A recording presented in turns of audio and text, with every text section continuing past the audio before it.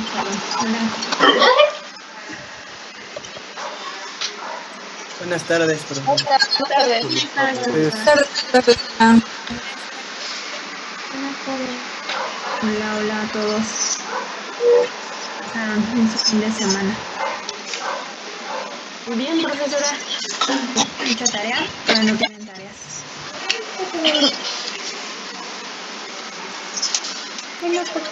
Pues poquito de momento. Muy bien, qué bueno, qué bueno. Muy bien, pues vamos a empezar, chicos. Somos 38. Ya nos faltan muchos. ¿Ya anda por aquí Jonathan? Jonathan.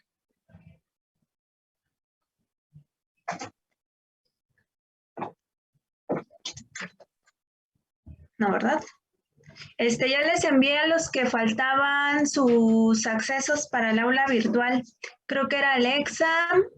Ay, no me acuerdo, eran como 3 personas. ¿Ya pudiste entrar, Alexa? Alexa, ¿sí andas por acá? Sí, aquí estoy, maestra. ¿Sí pudiste entrar ya? Sí, maestra, ya muchas gracias. Ah, bueno. Profesora, buenas tardes. Hola. No he tenido yo acceso al aula virtual. ¿Me puede enviar la clave, por favor? ¿Cuál es tu nombre? María del Carmen. ¿Y estás en la lista, Carmen? Creo que sí. ¿Sí? Lo checo al ratito. Por Carmen. favor, profesora. Ok. ¿Quién más de los que ya están acá falta de ingresar?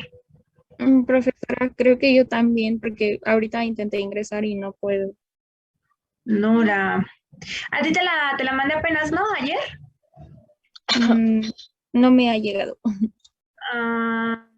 Le mandé a Perla un correo con otra vez la lista y hasta abajo debe de estar Alexa, creo que estás tú, Nora. Ajá, sí, ya estoy hasta abajo.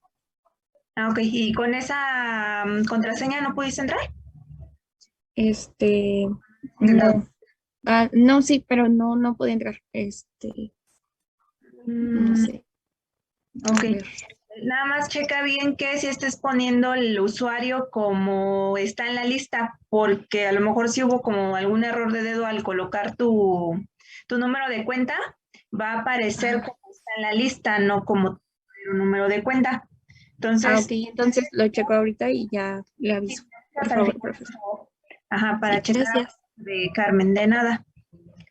Y bueno, por ahí sí saben algo de Jonathan, no me acuerdo sus apellidos, pero es Jonathan. Me hace falta su número de cuenta, si no, no lo puedo ingresar, para que por favor le avisen. No, siguen llegando. Profesora, no estoy en la lista. Acabo de revisar y no. ¿Me puede agregar, por favor? Sí, en Carmen, ¿verdad? Ajá. Ok. Sí, Carmen, yo lo checo al ratito. Y entonces mándame por favor al correo tu nombre completo, tu correo electrónico y tu número de cuenta. Ok, maestra, muchas gracias.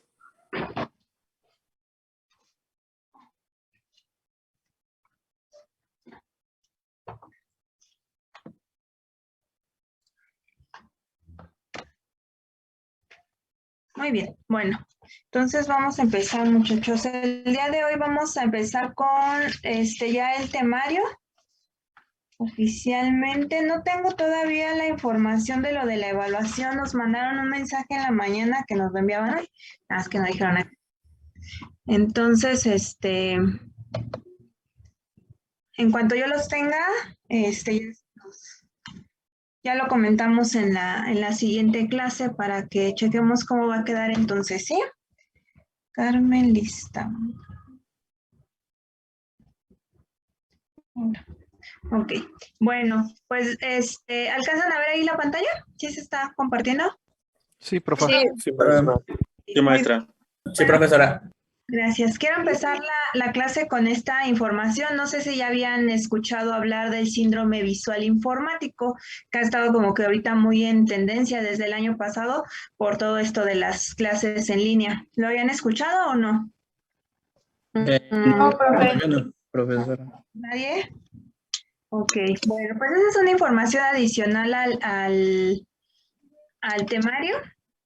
Les voy a estar pasando algunos datos, información, que los vaya como adentrando a la optometría. Ajá. Y bueno, quería empezar con justo porque pues nos involucra ahorita a todos los que estamos trabajando de esta manera.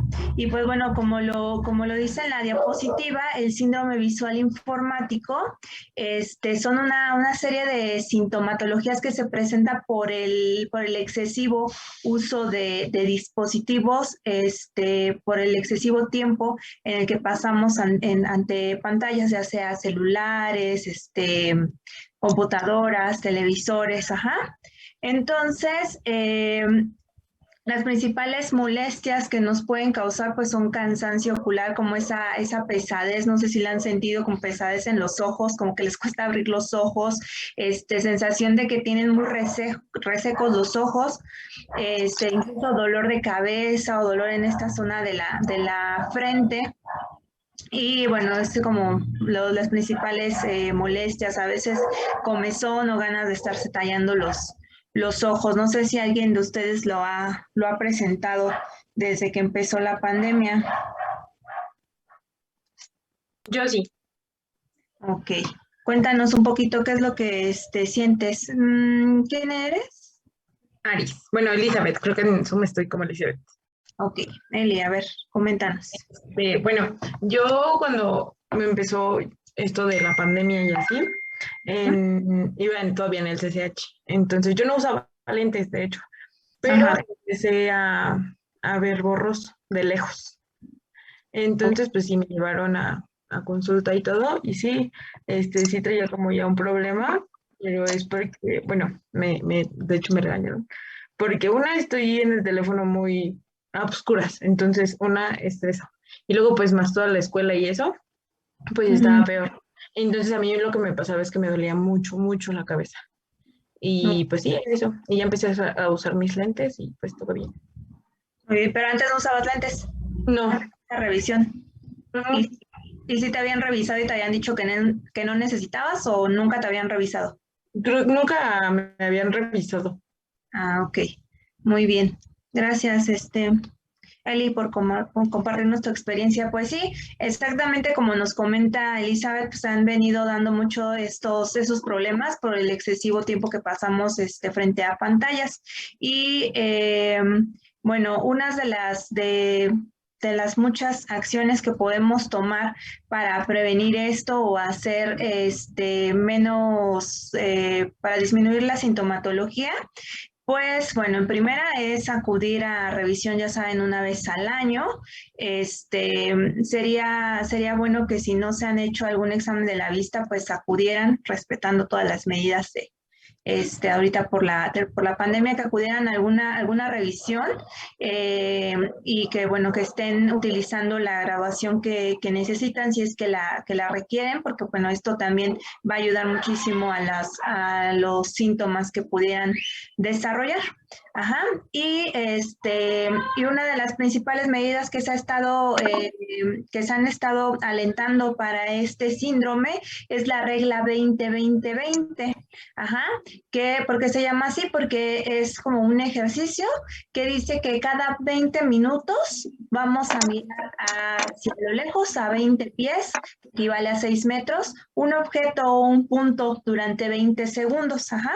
O sea, si yo voy a estar en una clase de 2 horas, no voy a estar todo el tiempo aquí pegada viendo a la computadora. Ajá. Lo que puedo hacer es cada 20 minutos voltear a lo lejos. Ver a lo lejos, no sé, un árbol, una ventana, algo que esté más o menos a una distancia de 6 metros. 6 metros equivale a 20 pies. Ajá, que esté más o menos a 6 metros. Y me voy a quedar viendo ese objeto lejano unos 20 segundos. Después de esos 20 segundos, otra vez regreso a mi actividad. Ajá, y así estarlo haciendo más o menos en intervalos de 20 minutos. Ajá. Aplica no nada más en las clases en línea, sino también cuando estén viendo series, ¿no? Con el teléfono, cuando estén viendo mucho tiempo la televisión, cuando estén con las pantallas a una distancia cercana, que hablamos más o menos de unos 40, 30 centímetros, o habrá quienes estemos con el teléfono hasta acá, ¿no? Viendo las series en la noche. Y precisamente como nos comenta Eli, no evitar tener las pantallas con la luz apagada, con la luz ambiental apagada. Y bueno, recordemos que ya tenemos la mayoría de los dispositivos ya cuentan como con esa opción de poner como el filtro después de cierto tiempo, que esto disminuye los reflejos o la luz que emiten las pantallas. Entonces, si les interesa, pues pueden buscar algún artículo que les hable sobre el síndrome visual informático para que conozcan más sobre el tema y le platiquen a sus conocidos. Ahora que todos se enteren que están estudiando optometría, seguramente no va a faltar el familiar que les haga este tipo de preguntas. Entonces empiecen a buscar información sobre este tema. Muy bien. Bueno, pues vamos a empezar con la primera unidad. Espero que hayan podido leer o darle una revisada al temario que está en el aula virtual. La primera unidad se llama Habilidades de la Comunicación Clínica y el objetivo de revisar esta unidad es que ustedes sean capaces de desarrollar todas las habilidades de comunicación. ¿Para qué? Para que lo puedan aplicar en un futuro en su práctica clínica. Recuerden que a partir de quinto semestre ustedes estarían ya en contacto con pacientes reales, atendiendo en la clínica de la escuela. ¿Qué me podría contar? ¿Alguien me podría contar sobre qué les suenan las habilidades o cuáles creen que serían las habilidades que ustedes deberían de tener como examinadores para que puedan llevar a cabo una buena comunicación clínica? ¿Quién quiere? No, profe. A ver, Giselle. Pues yo creo que primero que nada sería saber tener tacto con el paciente y ser ¿cómo le podría decir? Saber explicarle los términos que no entienda y poder decirle cuál es el problema, ¿no? Y darle como una solución que sea más factible para cada paciente según sus necesidades y cómo se puede hacer. Ok, muy bien. Gracias, Giselle. A ver, Joana. Coméntanos, Joana. ¿Yo propongo? Bueno, yo creo que también es importante, bueno, en primer lugar, pues tener todos los conocimientos acerca de cualquier enfermedad o cualquier tipo de trastorno de la vista. Y pues también tener facilidad de comunicación, ¿no? Poder interactuar con las personas o con el paciente, poder preguntarle bien o tratar de buscar la manera de que se pueda desenvolver bien y pueda decir pues cuáles son sus síntomas. Ok, muy bien. Buscar precisamente las herramientas para tratar de obtener toda la información que a nosotros nos sirve, ¿no? Que nos ayude a resolver su problema. Muy bien, gracias. Joana, ¿verdad? Joana. Yasmín, cuéntanos. Puede ser también tener un buen vínculo de confianza con el paciente, porque hay veces que, no sé, por ejemplo, cuando tratas con niños, puede haber más el problema de que no te quieran decir que están todo el día en el celular o así. Entonces, pues que te tengan confianza. Yo algo había escuchado así de un maestro, pero no me acuerdo quién fue, de tener un buen, bueno, no sé cómo se llaman, que es como un cuestionario clínico, o sea, las preguntas que se le hacen al paciente. Ok, la historia clínica, ¿te refieres? No, creo que es como buenas preguntas para como que te vaya diciendo la información. No sé cómo. Sí, en la historia clínica y viene un apartado de anamnesis o precisamente interrogatorio clínico, en donde viene como la guía de todo lo que nos interesa saber del paciente. Muy bien, gracias, Yasmín. Ray, ¿así te llamas, Ray? Sí, solo Ray. Ok, a ver, cuéntanos, Ray, ¿qué pasó? Bueno, yo le iba a decir también lo del cuestionario, de hacerle unas preguntas claras, pero también pensaba en ser amable y, ¿cómo decirlo? Es que es difícil que te quiten lo que ibas a decir un momento antes. Pues iba a decir eso. Ok, Ray, muy bien, gracias. Alfonso. Primero podríamos comenzar como con una historia clínica, realizar estudios de gabinete, preguntar al paciente sobre algunas enfermedades crónico-degenerativas, esto para tener más en mente lo que puede estar desarrollando en su vista el paciente. Ok, sí, es muy importante saber todo sobre el paciente. Gracias, nos dice Jorge, puede ser para saber comunicarle de una manera efectiva a los pacientes qué es lo que tienen. Claro, Jorge, pero precisamente es eso, ¿no? ¿Qué habilidad debo desarrollar yo para poderle decir a mi paciente qué es lo que tiene? Gracias, Jorge. A ver, Gabriela, dinos qué habilidad debes desarrollar para lo que nos dice Jorge, para poderle decir de una manera efectiva al paciente qué es lo que tiene. Aparte de lo que ya nos dijeron del interrogatorio, las preguntas que le debo hacer, ¿qué otra habilidad debes desarrollar para poderle comunicar al paciente su padecimiento? Pues yo creo que también la tolerancia y el saber identificar qué problema tiene nuestro paciente. Y la tolerancia, por ejemplo, porque hay personas con, no sé si la palabra está correcta, pero trastornos o incluso personas que no pueden comunicarse, ya sean sordos, y pues también tener la tolerancia para aprender su idioma y poder comunicarlos y atenderlos de la misma manera que atenderíamos a los demás. Muy bien, gracias, Gaby. Muy bien, los demás que levantaron la mano no la bajen, ahorita en la siguiente participación ya los voy nombrando, ¿ajá? Muy bien. Bueno, pues sí, efectivamente, como todos mencionaron, es importante saber qué preguntar al paciente, pero lejos de todas las preguntas que debo hacer, más bien nos referimos a cómo realizarlas, a cómo tener la habilidad de relacionarme, de crear este vínculo con mi paciente, porque no nada más es sentarme así y hacerle preguntas. Debo buscar la manera de cómo interactuar con mi paciente para obtener la mayor información y también información verídica, porque justo como también nos comentaban, pues a veces interrogar a ciertos pacientes suele ser difícil porque no sabemos si nos están diciendo la verdad o no. Entonces, justo esto, ¿qué debo hacer para lograr obtener toda esta información de todos mis pacientes, sin importar las barreras que existan entre el paciente y yo como examinador? Entonces, bueno, para poder comprender las habilidades, necesito primero saber qué es la relación optometrista-paciente o la relación examinador-paciente.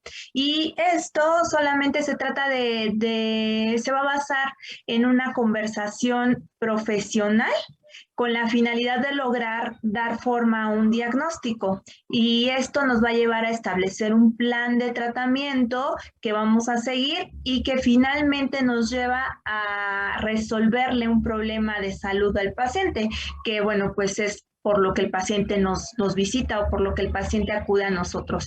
Entonces, el principal objetivo es resolverle un problema al paciente. ¿Y de quién es responsabilidad la relación optometrista-paciente? Pues de nosotros, Pero no importa si yo estoy atendiendo a un bebé, no importa si estoy atendiendo a un paciente que hable algún dialecto que lo traigan de campaña de la sierra, tierra, no importa a quién esté atendiendo, la responsabilidad es mía de mantener esta correcta relación entre mi paciente y yo. Ajá. Entonces, para poder tener una óptima relación optometrista-paciente, debo de aprender a desarrollar habilidades de comunicación y habilidades interpersonales. Las habilidades de la comunicación clínica, ¿qué son? Son todas las actividades y comportamientos específicos que vamos a aplicar a nuestro quehacer cotidiano, a nuestro quehacer clínico cotidiano y que nos van a permitir todo intercambio de información para lograr nuestro objetivo. ¿Cuál dijimos que es el objetivo? Dar un diagnóstico. Bueno, ¿otra vez qué? Resolver un el diagnóstico. problema al paciente. Resolver el problema al paciente. Ajá, lejos de dar un diagnóstico, es más bien resolverlo, ¿no? Dar el tratamiento o el plan de, pues el plan de seguimiento a este problema. Ajá, porque de nada le sirve al paciente que yo le diga, paciente, usted tiene retinopatía diabética. Y ya, ¿no? Adiós, son 500 pesos. No, ¿por qué? Porque no le estoy resolviendo el problema. A lo mejor el paciente no va a que yo le diga qué es lo que tiene, sino va a que yo le dé solución a lo que está presentando, porque ya saben que los pacientes no van si no se sienten mal. Entonces, difícilmente van a ir por una revisión general de cada año, de cada 6 meses. Ajá. Casi siempre el paciente va porque ya le arde el ojo, porque ya ve borroso, porque ya dejó de ver, porque de repente empezó a ver todo rojo. Ajá. Entonces, el paciente va a que yo le resuelva un problema. Entonces, todo esto lo vamos a lograr mediante la elaboración de una historia clínica o la explicación al paciente sobre su diagnóstico. Después, darle al paciente su plan de tratamiento y también su pronóstico. Ajá. Y en cuanto a las habilidades interpersonales, son todas las actividades y comportamientos inherentes al proceso de comunicación que yo tengo que desarrollar y que van a causar un efecto, ya sea positivo o negativo sobre el paciente. Entonces, esto quiere decir que yo como examinador, yo como optometrista, puedo lograr muchísimas cosas en el paciente. Puedo lograr aliviar una angustia estableciendo una relación de confianza, o bien puedo generar más estrés en el paciente. Entonces, todas las habilidades interpersonales que yo pueda desarrollar me pueden llevar a estos dos efectos, ya sea a un efecto positivo o a un efecto negativo, que más bien un efecto negativo lo voy a obtener si yo no sé desarrollar este tipo de habilidades con mi paciente. Ajá, ¿y qué es lo que quiero? Pues que todo efecto sea positivo hacia el paciente. Si bien no siempre voy a poder dar buenas noticias, yo debo lograr que mi paciente se sienta seguro conmigo. Entonces, tal y como lo leemos aquí en la diapositiva, lo que yo necesito es aliviar una angustia, no generar mayor estrés. ¿De qué forma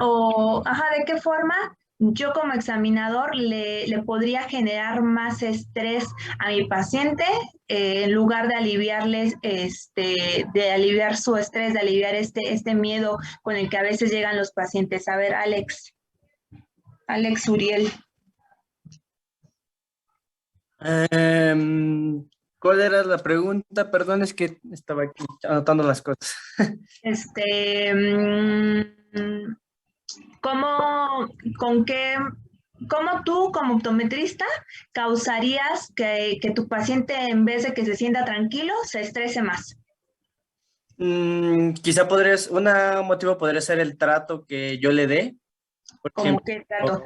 No sé, incluso hasta la forma de hablar, pues hay personas que quizá pueden decir, no, es que no me da confianza o me causa mucho estrés porque, no sé, por ejemplo, lo volvemos a lo mismo del lenguaje, el usar términos que quizá el paciente no pueda comprender al 100%, puede generar mayor estrés por el hecho de que el paciente se estresa más al no saber qué es lo que tiene y yo no le estoy dando una respuesta concreta en cuestión a lo que él lo puede entender mejor. Ok, muy bien, gracias Uriel. Perla, ¿tienes otro ejemplo? Podría ser que al momento en el que te está diciendo qué síntomas, bueno, presenta, que agarres y le digas, bueno, como que lo preocupes más, le digas, no, pues puede tener esto y a lo mejor no tiene eso, pero tú ya le estás dando a entender que sí lo tiene. Ok, claro, antes de saber, ¿no? Sí, bueno, no me adelanto, pero sí tienes razón, Perla. Muy bien, gracias. Uriel, ¿puedes bajar la manita, por favor? Igual todos los que vayan pasando, la van bajando, porfa. Rocío, ¿tienes otro ejemplo? Sí, podría ser el dudar de un diagnóstico. Digo, pues se supone que tú eres la que sabe y si dudas de tu diagnóstico, pues el paciente va a decir, pues a quién más le digo, quién más me tiene que decir. Eso podría ser. Ok, sí, claro. Y si tú, por ejemplo, tienes duda de un diagnóstico, ¿qué es lo que harías para no preocupar más al paciente? Podría decirle que necesitaría hacerle algunos estudios, no sé. Ok, muy bien. Gracias, Rocío. Kendra, ¿tienes otro ejemplo?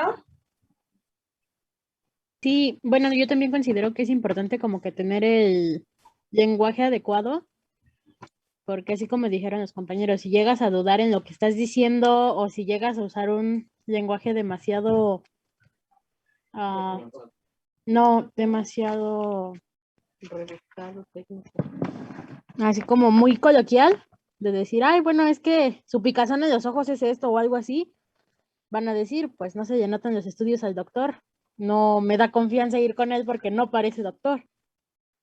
Ok, puede ser. Por eso hay que adecuarlo, vamos a ver más adelante, hay que adecuar nuestro lenguaje al paciente con el que estemos tratando, porque habrá a quienes sí le tengamos que hablar con lenguaje muy coloquial para que nos entienda, pero eso es algo que nosotros vamos a ir aprendiendo y vamos a ir decidiendo de acuerdo al tipo de paciente que tengamos de frente. Gracias, Kendra. Muy bien, vamos a seguir. Entonces, ahorita continuamos con los que tienen su mano levantada.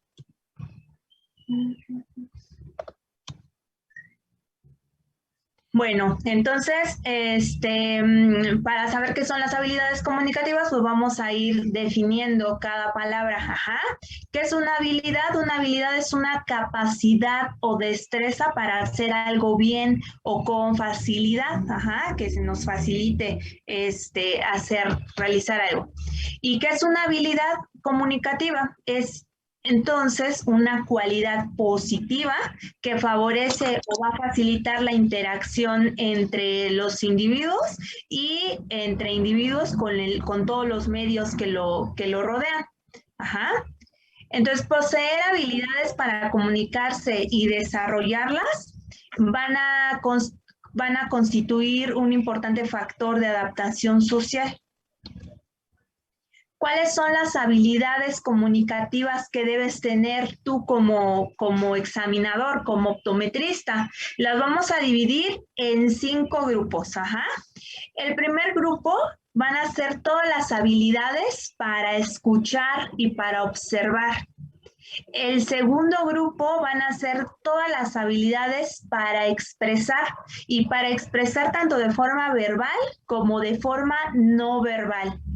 El tercer grupo debemos desarrollar las habilidades para establecer una relación de empatía o una relación empática.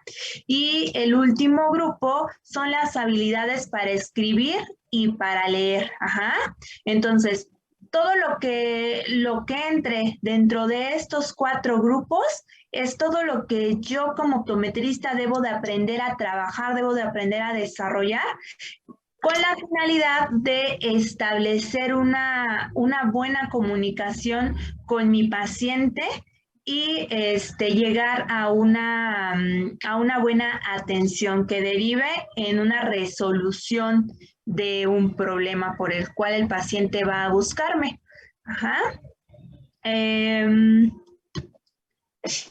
Vamos a empezar con el primer grupo, que son las habilidades para expresar de forma verbal y de forma no verbal. Entonces, son todas las habilidades que yo voy a utilizar para adecuar el registro verbal y no verbal ante las circunstancias de comunicación con el paciente. Aquí les pongo algunos ejemplos a grosso modo.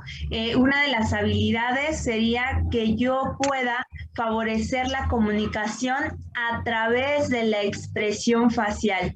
No me aparece tu nombre, Adame Villegas. Sí, yo. ¿Cómo te llamas? Sí, me vea. Adame Villegas, Andrea Yamile. ¿Yamile? Yamile.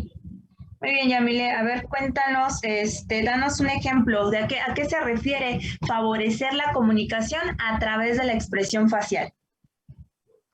Creo que, bueno, yo creo que las caras siempre expresan demasiado. O sea, si tú te sientes feliz, triste, el paciente lo va a percibir. Entonces, creo que siempre te tienes que mantener como feliz o con una buena cara, que el paciente, pues no sé, sienta que estás de buenas y que te puede decir todo lo que él está padeciendo, porque si no, pues va a decir, ay no, lo voy a decir y me va a contestar mal, ¿no? O cosas así. Claro, ajá, muy bien, gracias. Entonces sí, siempre cuidar las expresiones faciales que hacemos con nuestro paciente, que por ejemplo, si nos está contando su motivo de consulta, nos está contando el problema por el que va a consulta, no estarle haciendo caras, no voltear los ojos, ¿no? Como normalmente se dice, que veas para arriba, o así como la expresión de, ya me va a empezar a contar su vida, o cosas así, ajá. Entonces, siempre cuidar mucho la expresión facial.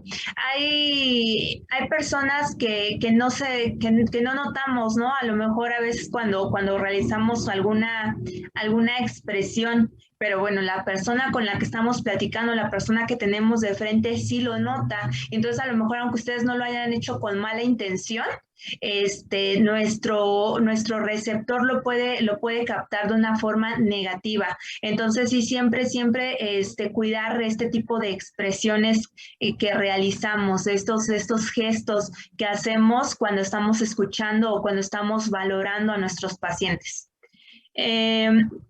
Mostrar porte y aspecto profesional, ¿a qué se refiere, Héctor? Pues yo siento que muchas veces es que sí, también aquí influye el lenguaje, no vamos a hablar de forma, podría decirse, vulgar. También influye mucho la presentación, que quiero decir esto con lo físico, o sea, uno no se va a presentar con ropa con la que se sale a pasear a su trabajo. No sé si estoy bien. Claro, sí, correcto. En el caso de nosotros, ¿no? Cuando ya empecemos a ver a nuestros pacientes en la clínica, cuidar mucho nuestra presentación con el uniforme y la bata, ¿no? ¿Por qué? Porque va a ser la primera impresión que el paciente se va a llevar de ustedes. Entonces, si ustedes salen por el paciente a la sala de espera y salen con su bata blanca, toda manchada de grasa, porque ya se fueron antes por unas gorditas, pues ¿qué va a pensar el paciente, no? O que salen todos arrugados, casi no se da, todo el uniforme arrugado, su bata que parece que está masticada, pues también dice el paciente, no es una buena impresión la que causaríamos a nuestro paciente. Ajá. Entonces siempre debemos mantener un buen porte, portando correctamente nuestro uniforme, que esté limpio. Ya en una consulta privada, como nos menciona Héctor, pues tratar de tener pues ropa formal, ¿no? No ir a trabajar con tenis, por ejemplo, o si vamos a usar tenis, pues que no estén todos mugrosos, feos, bueno, o sea, verse de una forma presentable, que al paciente le inspire confianza, que ustedes los van a atender, ajá, y el aspecto profesional, pues también, claro, como nos comenta Héctor, también se refiere al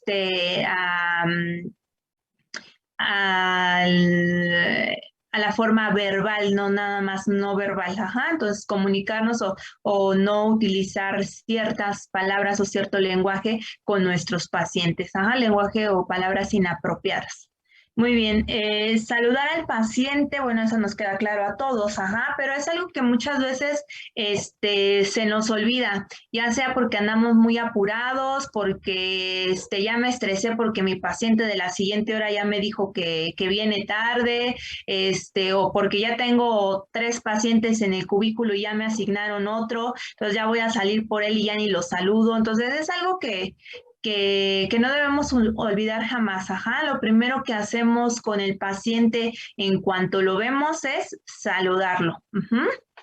Eso también, pues bueno, le muestra al paciente que somos profesionistas educados y que le vamos a brindar una buena atención, ¿no? Porque a veces, pues es algo básico, ¿no? Si tú llegas a algún lugar y no te saludan, pues lo primero que piensas es, "Ay, qué mal educado, ¿no? Qué grosero, ¿por qué no me saludó? O por qué no se presentó, que es el siguiente punto. Ajá, entonces jamás se les olvide que lo primero que tienen que hacer con sus pacientes en cuanto salen por ellos a la sala de espera o en cuanto se están con ellos es saludarlos y presentarse con el paciente. ¿De qué forma te presentarías con el paciente, Mar? Mar es tu apellido, ¿verdad? Es Eduardo. Eduardo. Sí, profesora. Ok, Eduardo, cuéntanos, ¿de qué forma te presentarías con el paciente? Bueno, pues primero sería saludándolo y ya después diciendo, pues, de qué escuela vengo y qué carrera estudié y en qué me especializo y ya empezar con el diagnóstico. Ok, preséntate con nosotros, Eduardo. Bueno, buenas tardes. Soy el doctor Alexis Eduardo Pérez Mar. Soy egresado de la Facultad de Estudios Superiores Iztacala. Estudio optometría y yo soy su doctor y le voy a hacer el siguiente diagnóstico. Ok, muy bien. Le voy a realizar sus exámenes, ¿no? O su exploración. Porque acuérdense que el diagnóstico, bueno, es algo que vamos a dar al final de la consulta. Muy bien, Eduardo, eso se escuchó muy, muy apropiado. Nada más, quisiera hacerles un comentario rápido. Nosotros nos vamos a graduar, bueno, ustedes se van a graduar, se van a titular como licenciados en optometría. Recuerden que esto de doctor es eso se refiere a personas que hacen doctorados, que estudian un posgrado y que obtienen el título de doctor. Ajá, incluso hay médicos que no son doctores, ajá, pero bueno, casi todas las personas nos referimos a un médico como doctor, ¿no? Y entonces, bueno, no se considera incorrecto, pero ustedes traten de familiarizarse con lo que están estudiando, con lo que van a hacer. Nosotros somos licenciados, ajá. Yo soy el licenciado Eduardo y voy a examinarlo el día de hoy, ajá. O soy el licenciado en optometría Eduardo y voy a examinarlo el día de hoy, ajá. Eso se los digo porque a veces desgraciadamente nos inflan dando en la escuela, diciéndonos doctor para acá, doctor para allá, doctor esto, doctor el otro, que desgraciadamente cuando nosotros salimos al mundo laboral, nos cuesta trabajo pisar el suelo, ajá, y centrarnos en nuestra realidad, porque nos damos cuenta que los doctores pues son los oftalmólogos, ajá. Entonces, mejor vamos a empezar desde ahorita a familiarizarnos con lo que nosotros vamos a ser licenciados en optometría. Obviamente, si los pacientes que también se dan, ¿no? Que nos dicen doctora, pues bueno, no, pues no está mal. Si ustedes quieren corregirlo, pues está bien. Si no los quieren corregir, está bien. Pero ustedes preséntense como licenciados en optometría o como optometristas. Ajá. Pero no eviten como esta palabra, eviten ustedes describirse como doctores, ajá, porque no nos corresponde este título, ajá. ¿Están de acuerdo o no están de acuerdo? Sí, profesor. Sí, profe. Ok.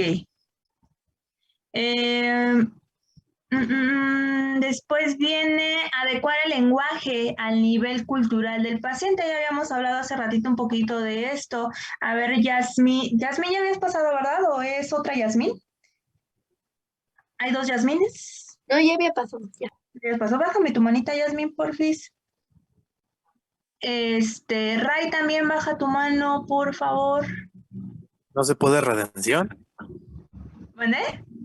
¿No se puede redención?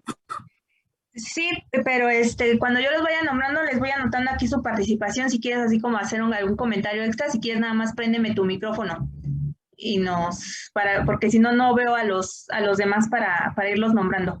¿Qué nos querías decir, Ray? No, pues le comento acerca de esto, del nivel cultural.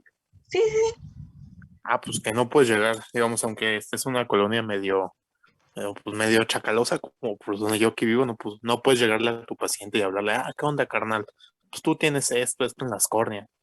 No, pues tenemos que ser hasta eso un poco, no sé cómo decirlo. O sea, no llegar al punto de ser extremadamente formales, pero sí llegar a un punto de medio, ¿no? Ok, fíjate, Ray, que esto que nos comentas tiene más que ver con el segundo punto que dice mostrar porte y aspecto profesional que nos comentaba, me parece que Héctor, que también se refería al lenguaje verbal. Entonces, que esto, o sea, para que yo pueda mantener mi aspecto profesional, precisamente como tú nos dices, pues no puedo llegar ahí a hablarles de esta forma a los pacientes, ¿no? Aunque tú los conozcas, aunque sean tus amigos, se reúnan todas las noches en su colonia para jugar, lo que sea, no puedes hablarle de esta forma a tus pacientes, pero más bien adecuar el lenguaje al nivel cultural del paciente. Se refiere a lo que ya habíamos comentado, que si, por ejemplo, nuestro paciente es un médico, por ejemplo, es una persona que tú sabes que va a entender ciertas palabras con las que tú te quieras comunicar con él. Por ejemplo, si tú le quieres explicar su diagnóstico de retinopatía diabética, tú sabes que como se dedica a esta rama de las ciencias de la salud, él te va a entender perfectamente qué es la diabetes. A él sí, no le vas a decir, ay, es que tienes que cuidar tus niveles de azúcar, por ejemplo, ¿no? A ella te vas a referir como, tiene que cuidar sus niveles de glucosa en la sangre. ¿Sí me explico? ¿Por qué? Porque yo ya sé que su nivel cultural da para que yo me comunique o para que yo le exprese de esta manera. Sin embargo, si mi paciente es una persona que se dedica, por ejemplo, que es panadero, ajá. Al hacer la anamnesis o el interrogatorio, nos damos cuenta que su último grado de estudios fue nivel primaria, entonces sabemos que tiene otro nivel cultural y que tal vez si yo le digo sus niveles de glucosa, no me va a entender, a que si le digo, debe de cuidar sus niveles de azúcar en la sangre. Ajá, entonces ya estoy adecuando mi lenguaje al nivel cultural de cada uno de mis pacientes, sin importar dónde vivan. A lo mejor puede ser un médico o un abogado que viva en alguna colonia chacalosa, como nos dice Eduardo, ¿no? Pero es una persona con un nivel cultural alto o un nivel cultural que me da para expresarme de una forma, más técnica con él, ajá, a que si mi paciente pues es una persona con un nivel cultural diferente, que tiene pues nivel de estudios inferior, ajá. Ojo, esto no quiere decir que yo caiga en discriminar a mis pacientes por su nivel cultural, no, simplemente yo debo saber adecuar mi lenguaje al nivel cultural de mi paciente y no por discriminación, sino para que mi paciente, le sea más digerible la información que yo le estoy dando y que al final de la consulta mi paciente entienda todo lo que yo le dije. ¿Para qué? Para que su tratamiento o su plan de seguimiento pues resulte pues en un éxito. Ajá. Entonces todo esto es con el fin de que yo pueda mantener una buena comunicación y resolver un problema a mi paciente. Ajá. Entonces ahí, ojo, adecuar el lenguaje al nivel cultural de mi paciente no se refiere para nada en actos discriminatorios. Ajá. Es más bien adecuarlo para darle una mejor atención y que mi paciente pueda comprender todo lo que yo le quiero comunicar de una mejor manera. ¿Sí? ¿Sí quedó?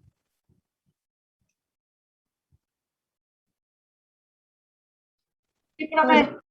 Sí, profesora. Sí, maestra. Bueno. Realizar preguntas abiertas oportunas.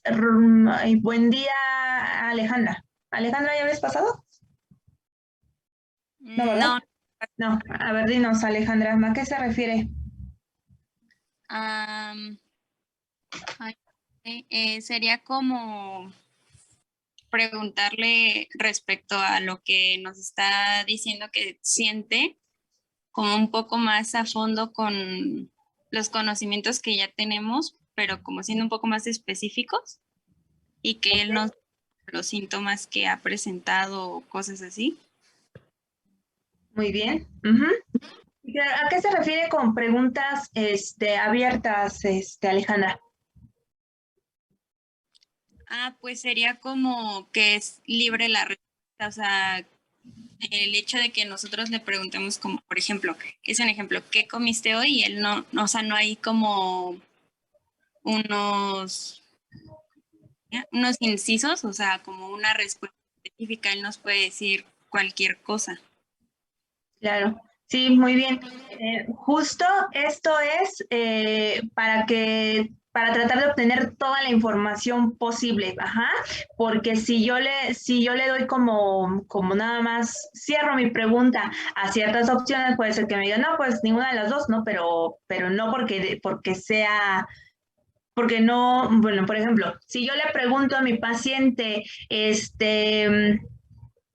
¿consume marihuana o cocaína? Y el paciente va a decir no, pero a lo mejor el paciente consume alguna otra sustancia nociva.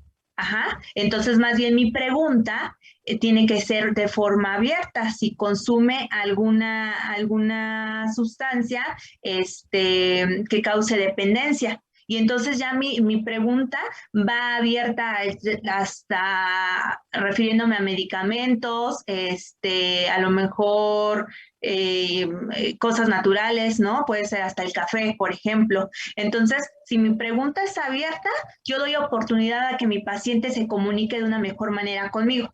Ajá. Y también doy oportunidad a que yo recabe la mayor información posible. Ajá. Esto que les acabo de poner de ejemplo sobre las adicciones, de hecho es una pregunta que viene en nuestra historia clínica. Entonces, sí es algo que se le pregunta al paciente.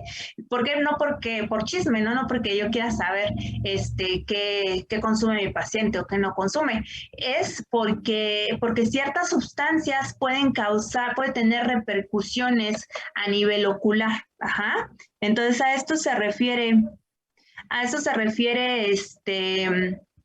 que realice preguntas abiertas oportunas. ¿Y a qué va con oportunas?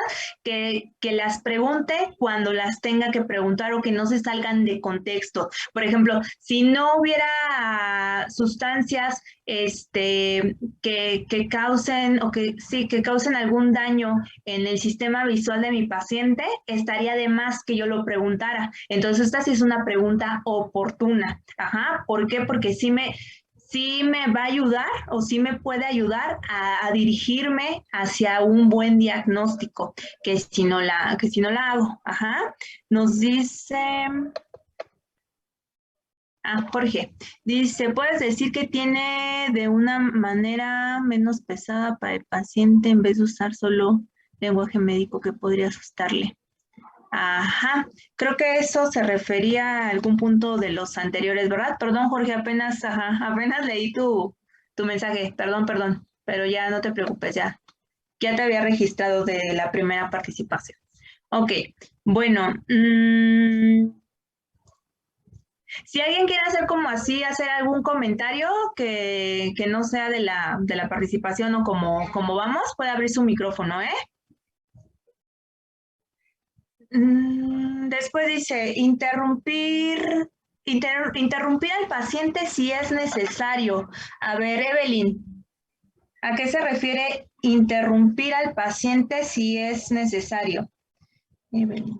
No sé, por ejemplo, si se está alterando o si su duda está yendo por otro lado que no es correcto.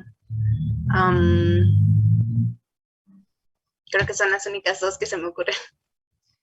¿Sí que se va por el lado incorrecto? No te entendí. Sí, sus dudas, porque cuando tienen dudas empiezan como a divagar algunas personas. Ok. Sí, muy bien, Evelyn.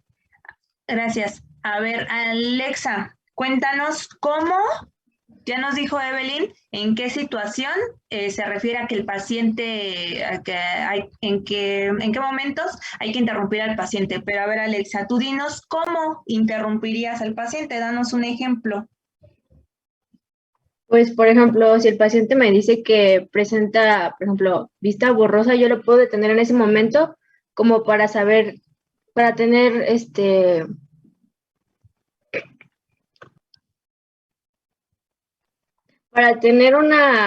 por ejemplo, si me dice que ve borroso, yo decirle, permítame, pero ¿qué tan borroso ve? O sea, y darle como una escala del 1 al 10 y que me diga qué tan borroso, así.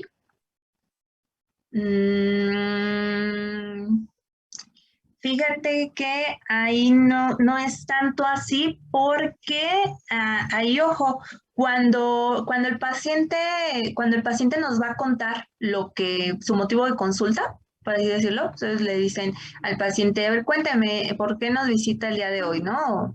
¿Qué molestias ha tenido últimamente? Y el paciente te empieza a decir, pues fíjese que está viendo borroso. Normalmente el paciente te va a empezar a contar todo, te va a decir desde cuándo ve borroso, cómo ve borroso, o sea, él te lo va a empezar a decir.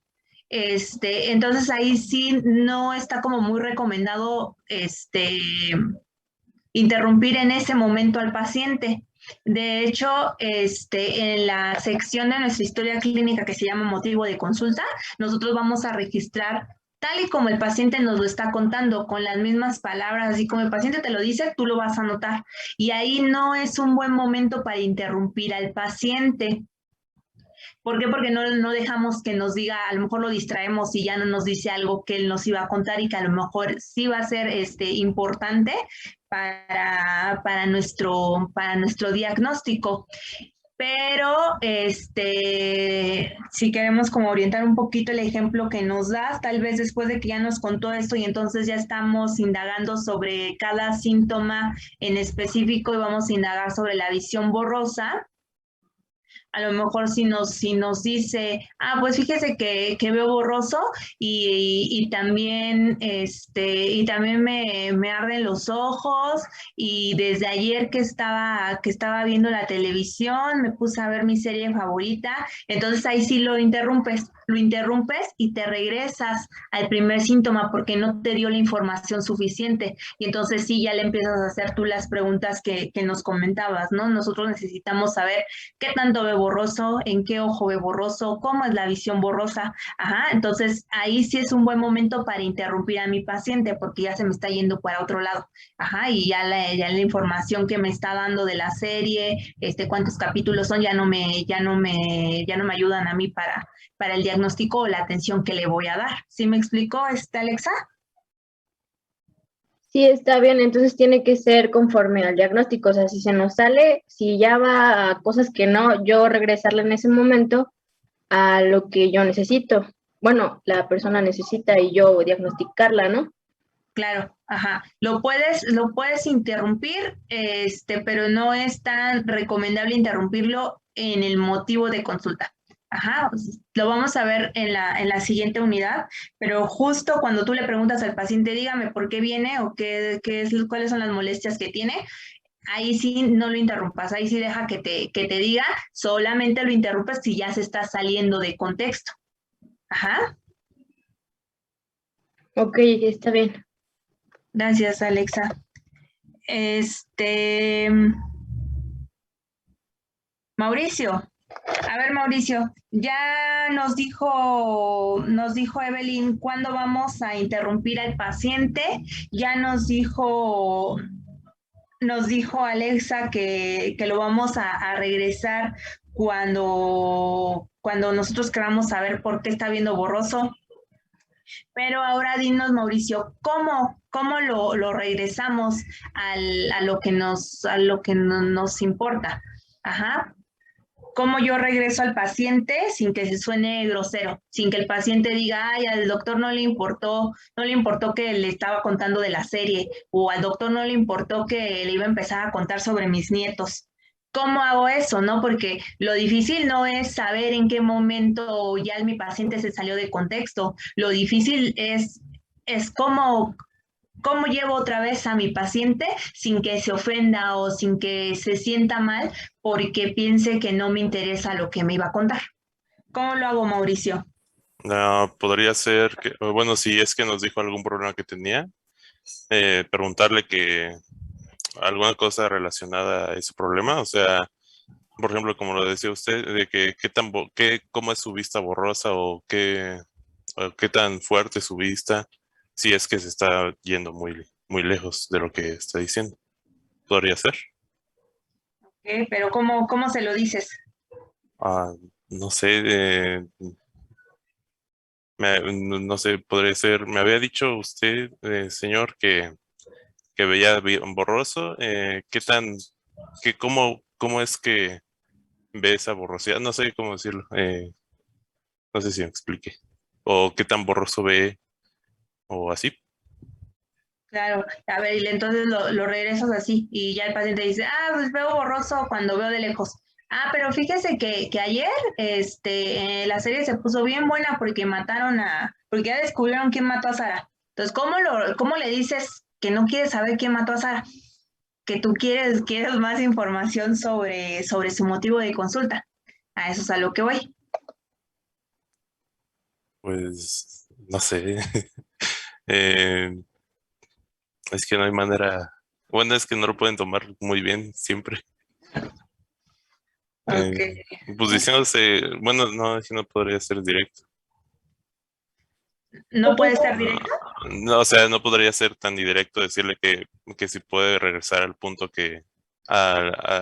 su malestar que tiene en vez de contar otras cosas, porque si no se podría, pues sí, como se dice, que no le agrademos ya o empieza la desconfianza, pero pues, no sé cómo regresarlo. Como que está difícil, ¿verdad, Mauricio?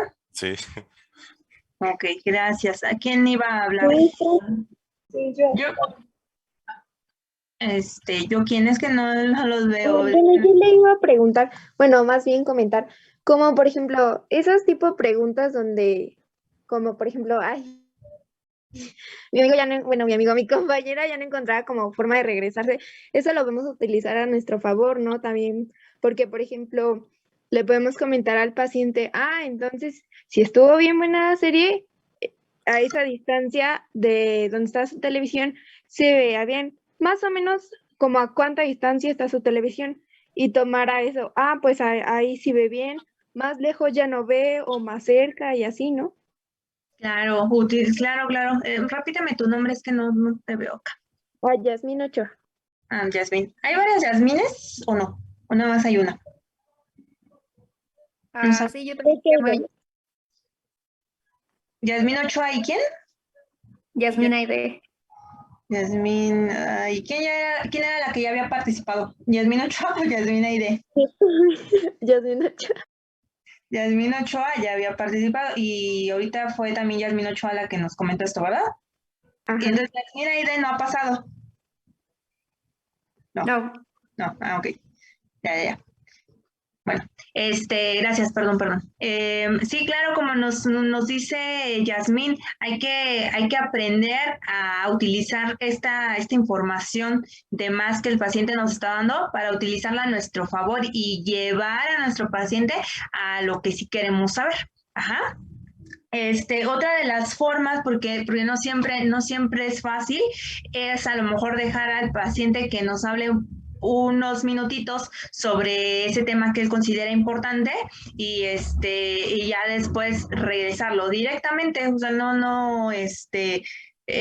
si lo cortamos como que así de golpe, pues el paciente sí lo va a tomar como grosero, ajá, pero si no sabemos cómo regresarlo, una de las opciones es dejar que mi paciente nos comente un poquito sobre la serie, tal vez hacerle como una pregunta o alguna expresión de que, sí me interesa, pues voy a ver la serie, no, fíjese que no la he visto, pero ya me metió la espinita, la voy a ver al ratito que llegue a mi casa.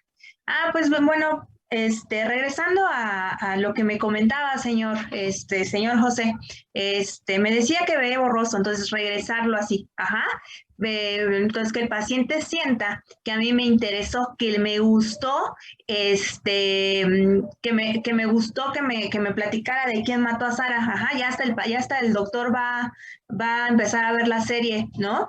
Pero también, bueno, ya le hice este comentario que no fue nada grosero, el paciente se sintió escuchado, pero también ya lo regresé, ajá, o sea, ya como que cerré ese punto, sí, yo la voy a ver, ya la voy a ver, ya luego le cuento y ya cerré este tema. Ahora, lo regresé, ajá, me comentaba que estaba viendo borroso, a ver, quisiera hacerle unas preguntas respecto a eso, entonces ya lo regresé, pero también ya cerré ese tema para que el paciente no lo vuelva a abrir, ajá, entonces sí, hay que buscar la manera, y hay muchas situaciones, ¿no? Está también el paciente que te cuenta toda la historia, le preguntas algo y en cada pregunta se remonta a los años de 1980, cuando estaba caminando feliz hacia su casa. Entonces, son demasiadas situaciones en las que el paciente se puede perder o puede empezar a hablar, salirse de contexto y pues es imposible tener como una respuesta específica, pero bueno, ya lo van a ir ustedes adquiriendo conforme tengan esta experiencia.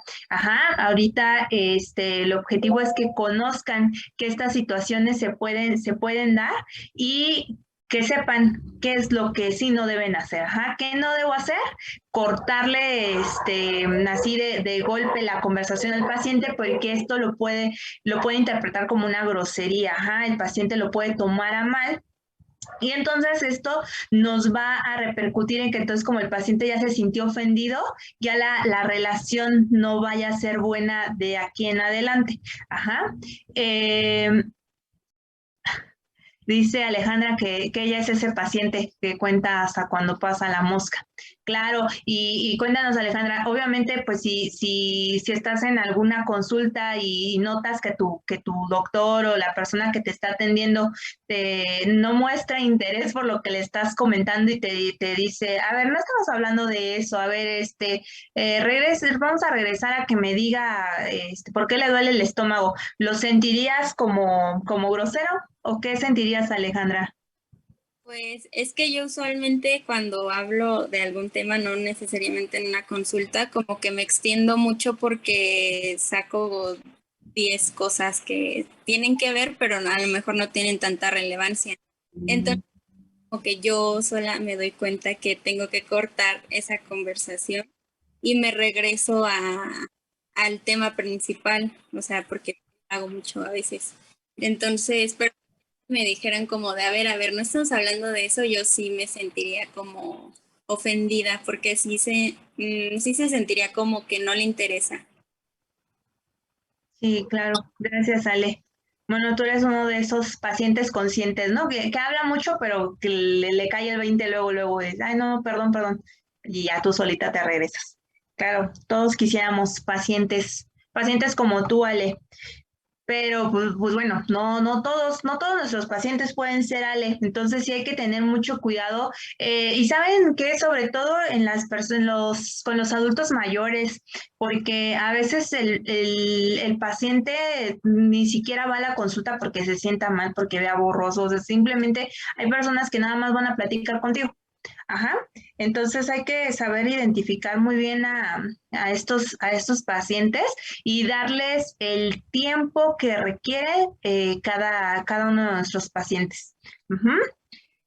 Entonces, a ver quién dice, a lo mejor, ay, Jorge, dice, a lo mejor le dices que está bueno el chisme y le haces un comentario respecto a eso y de manera sutil lo regresas al tema, claro, como lo comentábamos muy bien.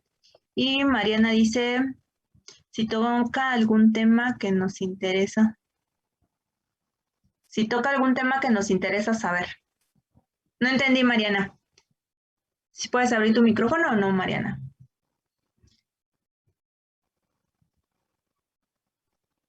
Sí, es que eso era de interrumpir al paciente, que si nos está contando alguna cosa y toca algo, bueno, o sea, como si habla de algo que nos interese saber antes de que se vaya a otra cosa, pero ya cuando ya nos dijo cuando de borroso y eso, como Ok, ok. más adelante del cuestionario, bueno, interrogatorio o algo así. Ah, ok, ajá. O sea, te referías a de cuando estábamos hablando no interrumpirlo en el motivo de consulta, ¿no? Ajá. Ah, ok. Gracias, Mariana. Muy bien. Vamos a seguir. Realizar preguntas, interrumpir al paciente si es necesario. También saben qué, otra sería, si su paciente es así como que ya lo regresaron una vez y ya están bien 5 minutos y después otra vez y vuelve así como que se pierde mucho, le pueden decir directamente que si podrían hablar de ese tema terminando la consulta. Y a veces el paciente también lo entiende bastante bien y después de darle su diagnóstico, ya le dan su receta, pues ya pueden quedar platicando unos 5 minutos con el paciente, ¿no? También para que se sienta escuchado. Eh, realizar, realizar gesticulaciones apropiadas, bueno, eso tiene que ver con el primer punto, ajá, cuidar mucho nuestras expresiones faciales, aunque bueno, realizar gesticulaciones apropiadas. Nos habla más bien o se refiere a que, por ejemplo, si vamos a darle el diagnóstico a nuestro paciente, o sea, ya lo revisamos, ya todo, ya sabemos qué tiene, cuando le vamos a dar el diagnóstico, si no es algo grave, no hacer como que nuestra cara de suspenso, ¿no? O este gesto de se va a morir, ¿no? Entonces, siempre cuidar que nuestras gesticulaciones sean apropiadas a lo que vamos a comunicar, porque entonces le vamos a generar un estrés o un miedo innecesario al paciente, ¿no? Nosotros ya hicimos nuestra cara de preocupación o de suspenso cuando le vamos a decir que tiene una conjuntivitis, ¿no? Una conjuntivitis alérgica que se le va a quitar, en una semana, en un mes, ¿no? Entonces, a eso se refiere con que sean apropiadas, ajá, que yo las haga cuando las tengo que hacer y si es necesario hacerlas. Profesora, Mande. también ahí podría ser el aprender a utilizar bueno, por ejemplo, las manos, en este caso, al estar dando un diagnóstico, aprender a hacer ciertas gesticulaciones con otras partes del cuerpo, como pueden ser las manos, de modo que esto al momento de dar el diagnóstico transmita al paciente de igual manera una mayor seguridad de nuestra parte. Sí, claro. Adecuar todo nuestro lenguaje corporal, ¿sí? Porque, ¿tu nombre? Alex, profesora. Alex. Alex Uriel, ¿verdad? Sí. Ok, como nos dice Alex, ¿no? Puede ser que mantengamos nuestra cara así como muy serena, pero con las manos estemos así, ¿no? O estemos tronando los dedos. Pues obviamente, pues el paciente también va a pensar que está pasando algo raro, ¿no? Entonces sí, cuidar toda nuestra comunicación de forma corporal. Más adelante, cuando veamos lenguaje no verbal, vamos a ver cómo también expresa mucho, no nada más lo que hacemos con la cara, sino los movimientos que hacemos con las manos, incluso con los pies, o con las piernas. Vamos a ver un video muy interesante sobre eso. Gracias, Alex. Utilizar un tono de voz adecuado. Ay, ya no veo sus manos. Espérenme. No sé qué hice. Ya. Alejandra Nicole, ¿eres otra Alejandra? ¿O eres la misma Alejandra? No, soy otra. Ok. Ay, es que... Bueno. A ver, Alejandra Nicole, ¿mejor te digo Nicole o si te gusta que te digamos Alejandra? No, Nicole está bien. ¿Nicole está bien? ¿Y hay otra Nicole? Si no va a salir lo mismo, ¿no? Nicole, hecho. A ver, Nicole, dinos a qué se refiere utilizar un tono de voz adecuado. Pues como hablarlo con claridad y con un tono de voz adecuado, como claro y entendible. A ver, danos un ejemplo, Nicole. Por ejemplo, no decirlo grotesco, como un tono de voz suave, así como, pues no grosero ni nada. Ok.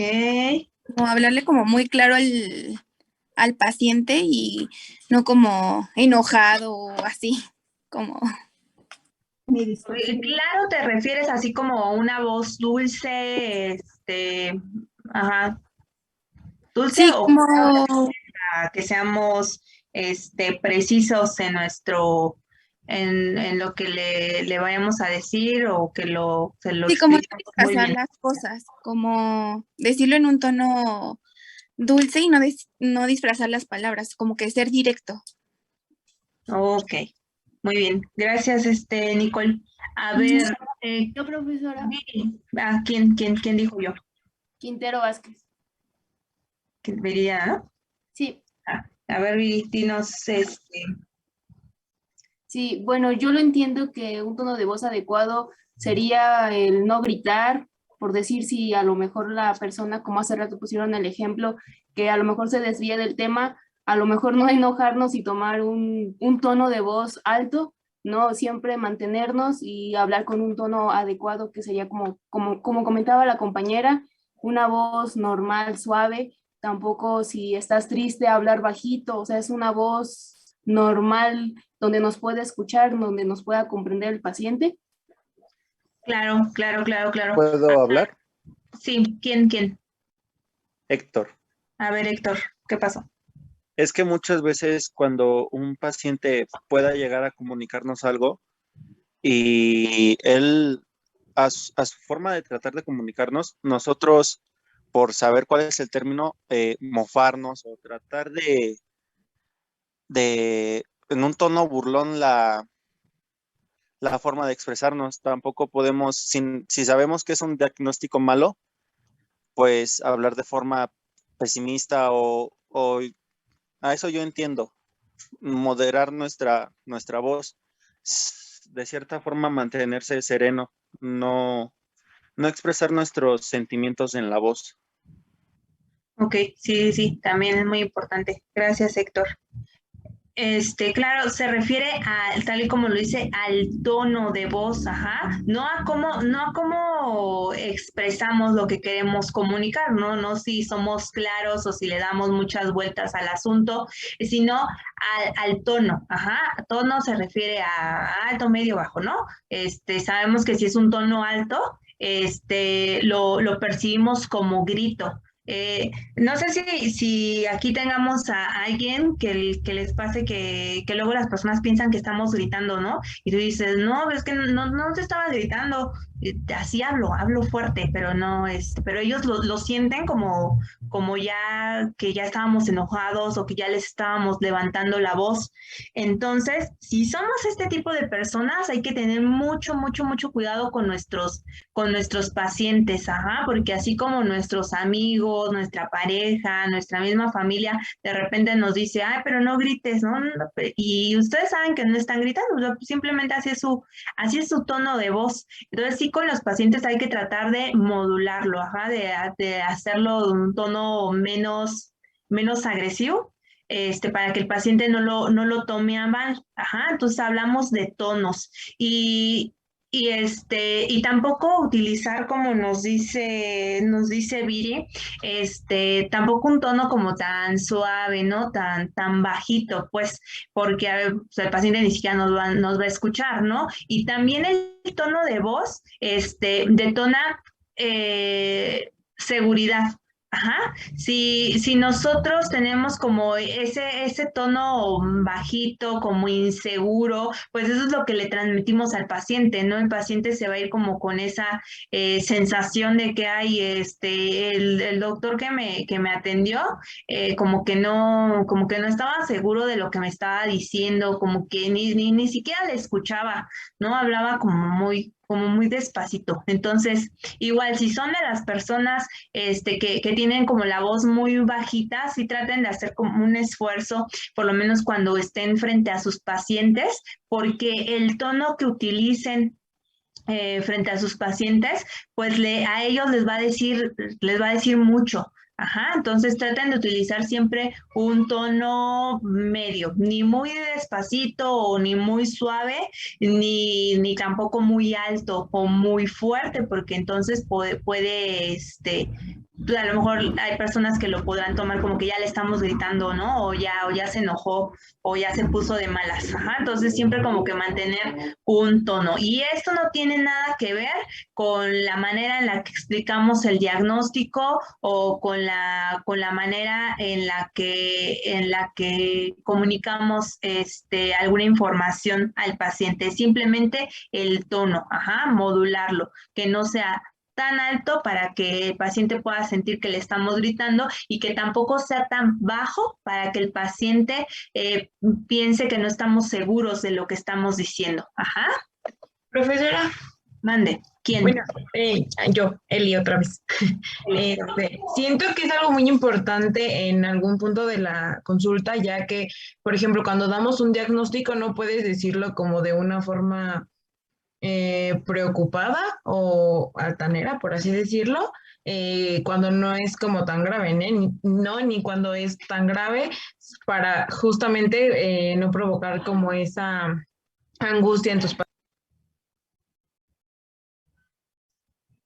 Sí, Eli, creo que se cortó, Eli, o ya.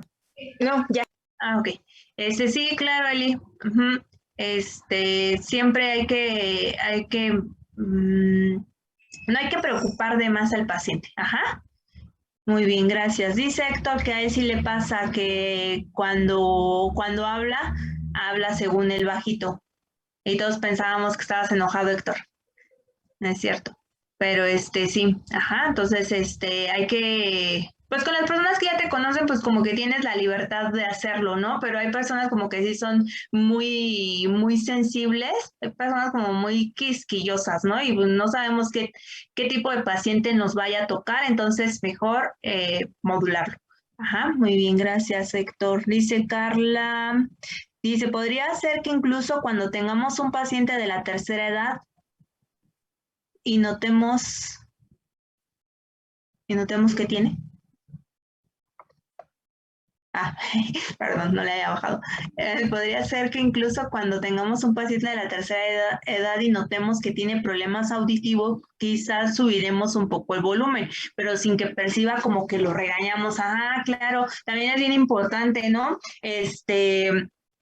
Hay personas que tienen una disminución auditiva o incluso nosotros nos damos cuenta desde que vamos y nos presentamos, vemos que tiene su aparato en la oreja, entonces pues ya sabemos que es una persona que le va a costar a lo mejor trabajo entenderlo, ¿no? Incluso ellos a veces luego que entran te dicen, ah, pero gríteme doctora porque casi no le escucho. Entonces sí, igual levantar la voz, hablar más fuerte, pero claro, siempre sin que piense que ya lo estamos regañando. Ajá.